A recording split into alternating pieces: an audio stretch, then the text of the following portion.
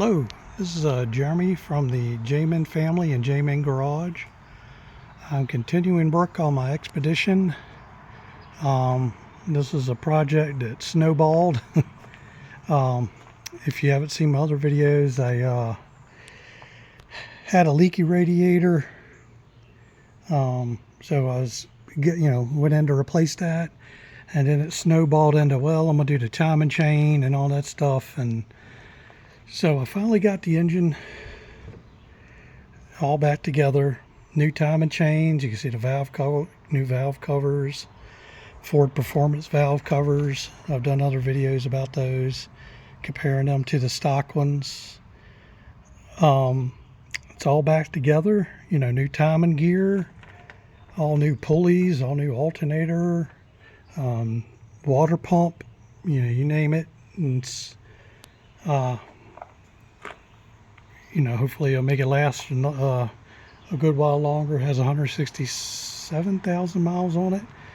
I mean, this project's going on 3 months now. I mean, just doing it on my spare time, but looking forward to get it done. I think I wanted to take this picture, show this video, because of course when I get the fan shroud and the new new radiator in it, the fan shroud so big, you really can't see the front of the motor that well. So but anyway, this is the progress I made so far, and hopefully in another day or so I'll have this thing running. All right, that's where I am right now. Like I say, it's a 2008 Ford Expedition with the 5.4 3-valve Trident engine, and I'll report how it's running with the new timing gear and everything. Like I reported in my other video, it had some, I'm glad I took it apart because it had broken